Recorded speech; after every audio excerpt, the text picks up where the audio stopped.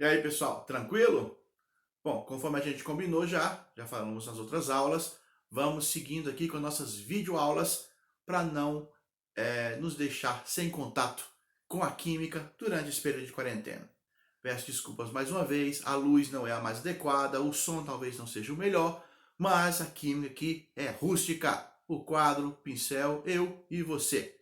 E assim a gente vai seguindo com as nossas aulas de química. Combinado? O assunto de hoje é termoquímica, uma parte da físico-química que estuda os calores das reações.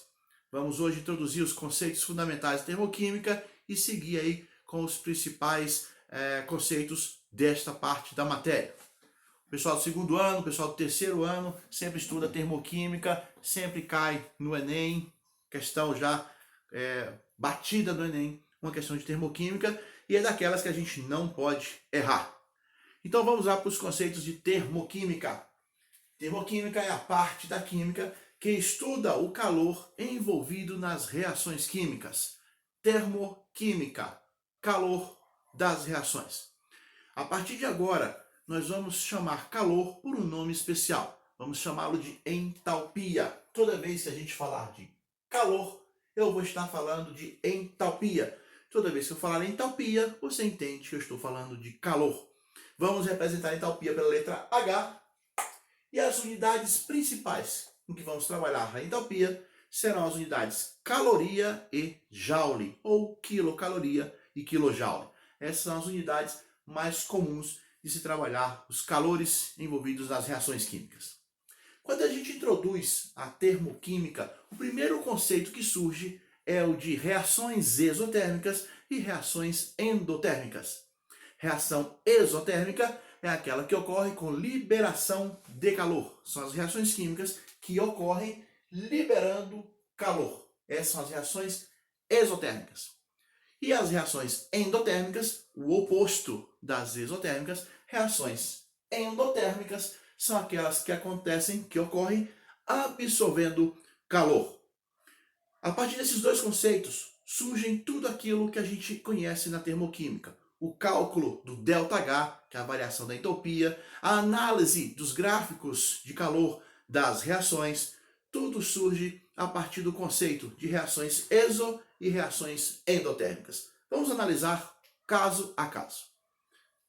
Nas reações exotérmicas, que são aquelas reações que ocorrem liberando calor. Exemplo, queimas, as combustões, as queimas que ocorrem liberando calor. A gente conhece vários exemplos de queima aí, principalmente um exemplo comum, né? Os carros a combustível. Quando você liga o carro, o combustível queima, sofre combustão, liberando energia que faz com que os carros andem, adquiram movimento. A reação, um tipo de reação exotérmica. Nas reações exotérmicas, o calor é liberado. Portanto, o calor dos reagentes, aquele do início da reação, é maior do que o calor dos produtos. A entalpia inicial da reação é maior do que a entalpia final, porque ao longo da reação, parte desta entalpia, parte deste calor foi liberado. Por isso, reação exotérmica. Analisando graficamente a variação do calor de uma reação exotérmica, nós vemos algo desse tipo. Um gráfico de entalpia pela reação. A entalpia dos reagentes, que é a entalpia inicial da reação, ela é maior do que a entalpia final, a entalpia dos produtos desta reação. Porque ao longo da reação ocorreu liberação de calor. Este processo eu chamo de um processo exotérmico. Ou seja, ao final, ao terminar a reação, os componentes, os produtos daquela reação têm menos entalpia, menos calor do que tinham os seus reagentes, porque parte deste calor foi liberado. Assim, portanto, analisando graficamente uma reação exotérmica, a entalpia dos seus produtos será sempre menor do que a entalpia dos seus reagentes. A esta variação, a entalpia final menos a entalpia inicial, eu chamo de ΔH, variação de entalpia de uma reação. O ΔH, portanto, nada mais é do que a entalpia final, entalpia dos produtos, menos a entalpia inicial, que é a entalpia dos reagentes da reação química. Nas reações isotérmicas, já fica óbvio que o ΔH será um valor negativo, pois eu estarei subtraindo um valor menor de um valor maior. Entalpia dos produtos menos entalpia dos reagentes. No gráfico, o ΔH é dado por essa diferença entre o patamar de energia dos reagentes e o patamar de energia dos produtos. O ΔH de uma reação exotérmica, portanto, será negativo. Análise similar, análise semelhante, a gente pode fazer nas reações endotérmicas. Vejamos, reação endotérmica é aquela que ocorre absorvendo calor, com a absorção de calor. Neste caso, a entalpia final, a entalpia dos produtos da reação, será maior do que a entalpia dos reagentes, do que a entalpia do início da reação. Porque a reação iniciou, ao longo do seu processo que a reação ocorreu, ela absorveu calor, portanto, a entalpia final será a inicial, mais a que ela absorveu. O calor desta reação cresceu. Veja no gráfico, a entalpia dos reagentes, do início da reação, é uma, a entalpia do final dos produtos da reação é outra, maior do que a inicial, porque ocorreu a absorção de calor ao longo deste processo, que eu chamo de processo endotérmico. Neste caso, o ΔH da reação, por definição, a variação de entalpia, o ΔH, nada mais é do que a entalpia final menos a entalpia inicial. Entalpia dos produtos, que é o final da reação, menos a entalpia dos reagentes, que é o início da reação. No caso das reações endotérmicas, fica evidenciado que este ΔH, que esta variação, será um número positivo, pois eu estarei subtraindo um número maior de um número menor. No gráfico, um número maior menos um número menor. Esta diferença de patamares entre o patamar do produto e do reagente é o que eu chamo de ΔH de uma reação, a variação de entalpia de uma reação química. Agora a gente já sabe a diferença entre uma reação exotérmica e uma reação endotérmica. Para entender melhor esse conceito de reação exotérmica, reação endotérmica, vamos para um exemplo prático e real. Veja no quadro. Nós temos esta reação química. Carbono sólido reagindo com oxigênio gasoso, produzindo CO2 e 94 quilocalorias de calor. O que eu posso interpretar e concluir já a partir desta reação? Veja, o calor desta reação está nos produtos. Ele está me dizendo que, ao colocar carbono e oxigênio para reagir, esta reação produzirá CO2 e também produzirá calor. O calor é um dos produtos da reação. Então já fica claro para mim que eu estou falando de uma reação exotérmica, porque ela está liberando calor. Se o calor estivesse na parte do reagente, se o calor estivesse aqui no início como um dos reagentes da reação, eu poderia concluir que ela estaria absorvendo o calor. Seria uma reação endotérmica. No caso, esta reação do quadro é uma reação exotérmica. Existem duas maneiras diferentes de eu representar o calor de uma reação química. Esta que está no quadro é uma delas. Perceba, no caso da reação exotérmica, eu represento o calor que está sendo liberado como sendo um dos produtos desta reação. Uma outra maneira, e a mais comum, de nós representarmos o calor envolvido na reação é colocando a reação normalmente, como já estamos acostumados a ver, apenas com as substâncias envolvidas, e ao final eu coloco o ΔH desta reação. Vejamos, esta é uma maneira de representar o calor envolvido na reação de combustão do carbono. Carbono reagindo com oxigênio e produzindo CO2. Uma outra maneira seria essa.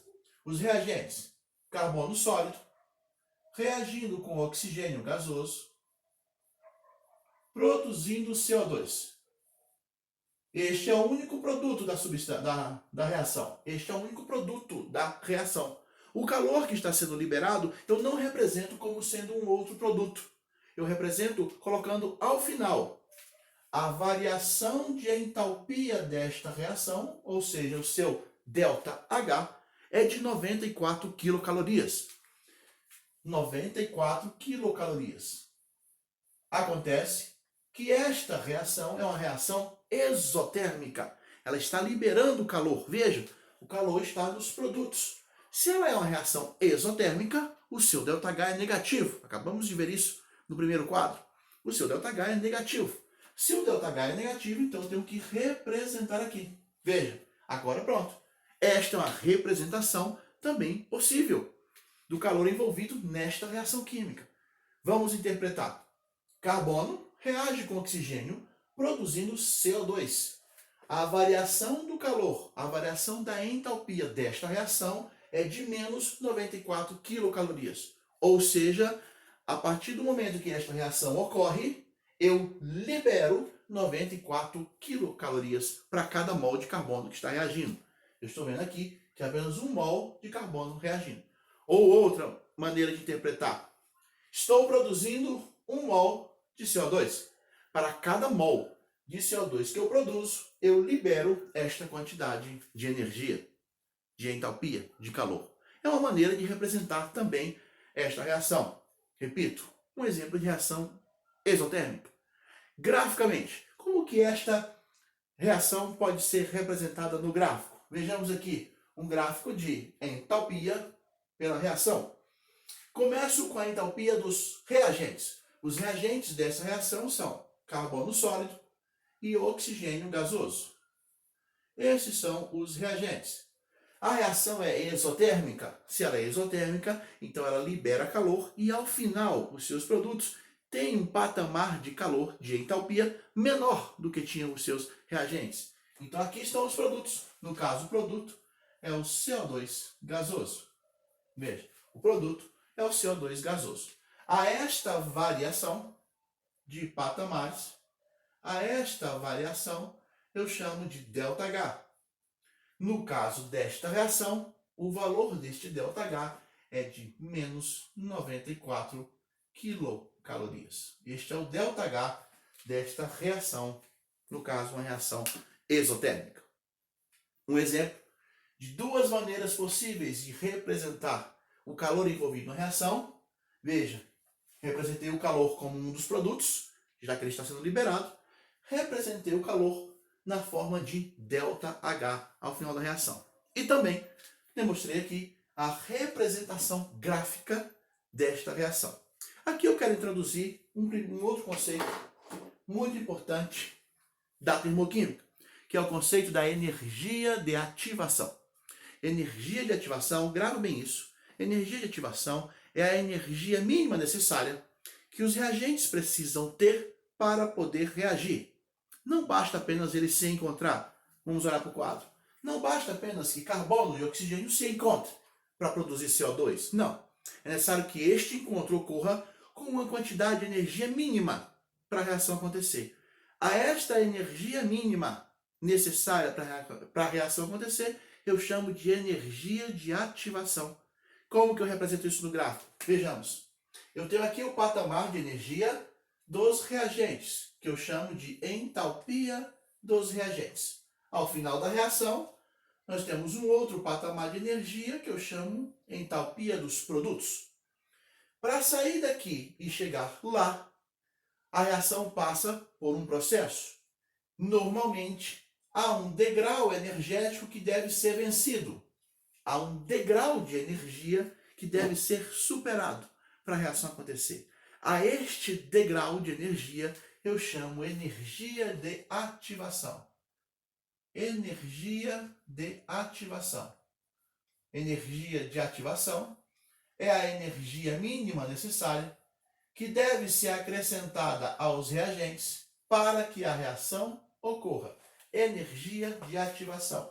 A representação costuma ser esta. Energia de ativação de uma reação química. Vamos a um exemplo prático. Toda vez que você, seu pai, sua mãe, vai abastecer o carro num posto de gasolina, a gasolina, que é o combustível, ao sair da bomba, ela encontra com o oxigênio do ar, que é o outro reagente da reação. Gasolina mais oxigênio reage produzindo CO2, água e energia. E assim o carro anda. Por que a gasolina, ao sair da bomba de combustível e encontrar com o ar, com o gás oxigênio do ar atmosférico dentro do tanque, ela já não reage de imediato? Por que o carro, quando está estacionado, dentro dele tem gasolina? Dentro do tanque também tem oxigênio. Os reagentes estão lá. Por que a reação não está acontecendo?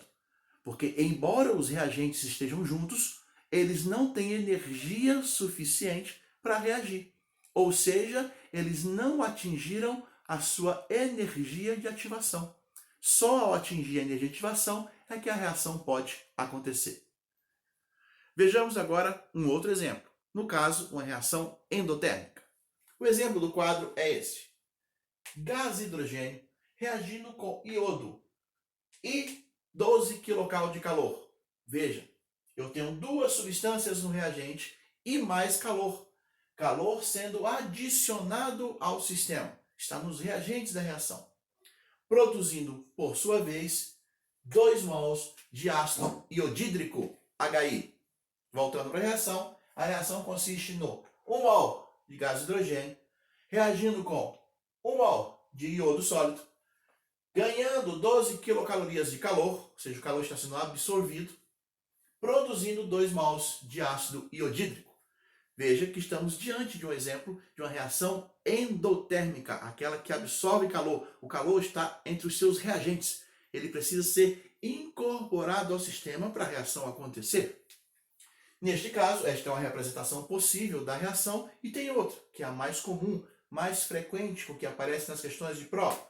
Como que eu posso representar esta mesma reação e o calor envolvido nela? Coloco os reagentes, gás hidrogênio, iodo. Essas são as substâncias que reagem, produzindo 2 mols de ácido iodídrico. Eis a reação.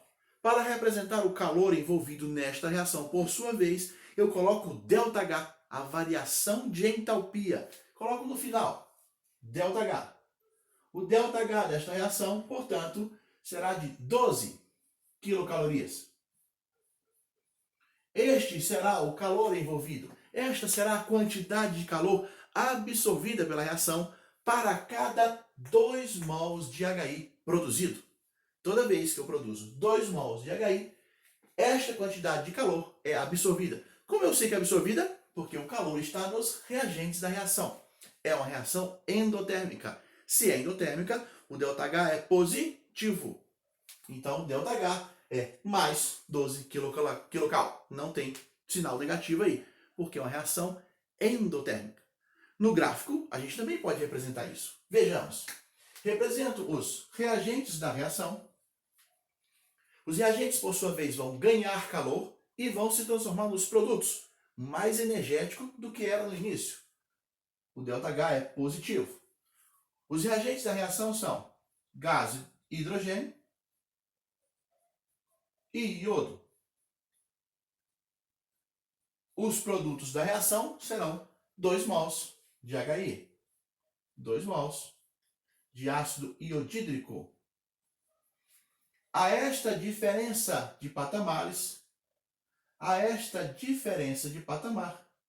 eu dou o nome de variação de entalpia, o ΔH. No caso, o ΔH desta reação é de 12 kcal. Graficamente, é assim que eu represento esta reação. 3 maneiras de representar a mesma reação. A primeira maneira, a segunda e a terceira. Estamos diante de um caso de reação endotérmica.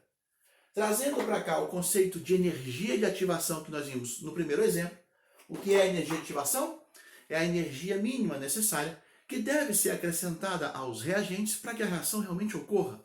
Normalmente, os reagentes não reagem simplesmente pelo fato de se encontrar. Eles têm que se encontrar e ter uma quantidade de energia mínima. Vamos supor que, por exemplo, nesta reação, este seja o degrau de energia a ser vencido. Veja, a energia, a entalpia dos reagentes está aqui.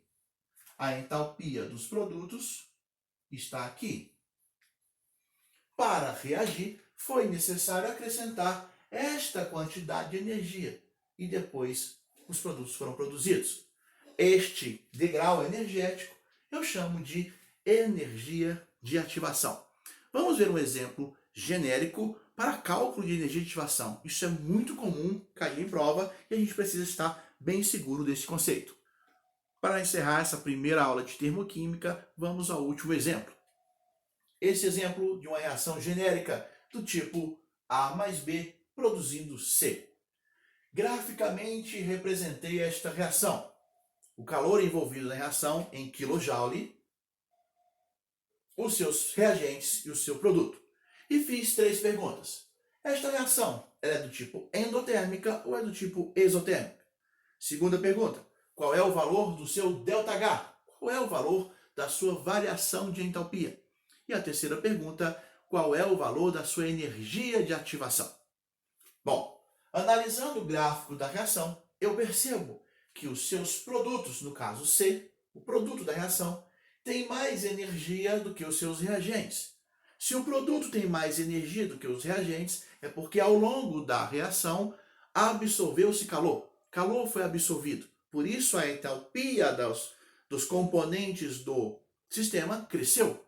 Se a entalpia cresceu, é porque calor foi absorvido. Portanto, esta reação será do tipo endotérmica. Endotérmica. Reação onde ocorre a absorção de calor.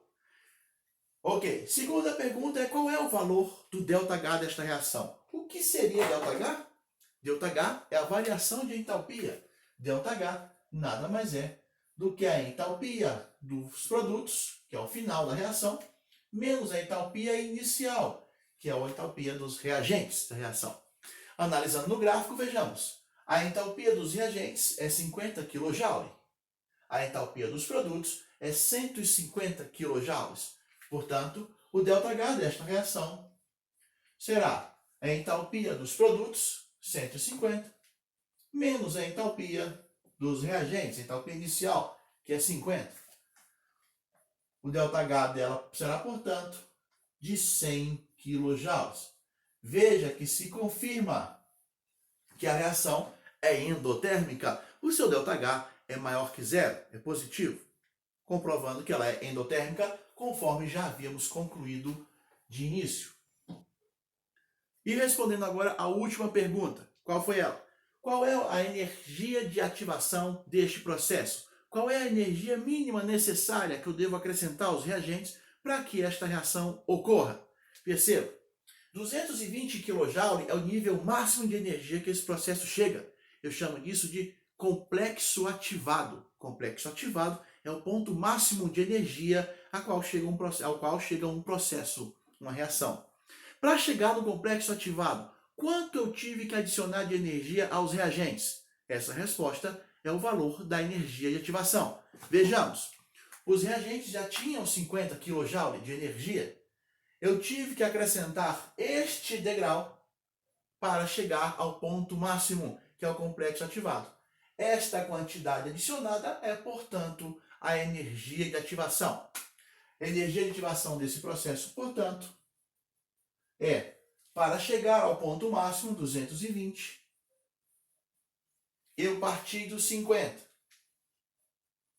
Tive que adicionar, portanto, 170 kJ. Este é o valor da energia de ativação desta reação. 170 kJ é a quantidade de energia que eu tive que acrescentar aos reagentes para a reação acontecer. Bom, com esses 3 exemplos, a gente tem uma noção bem interessante dos principais conceitos da termoquímica. Essa primeira aula consiste nisso. Na próxima aula, nós vamos aprender 3 maneiras de calcular o ΔH de uma reação. Existem 3 métodos. E eu tenho que aprender os 3, porque quem escolhe qual método eu vou usar não sou eu, mas sim o enunciado da questão. De acordo com os dados que me são fornecidos, eu vou ter que escolher o método 1, 2 ou 3. E esses 3 métodos nós vamos estudar na próxima aula. Obrigado e até lá!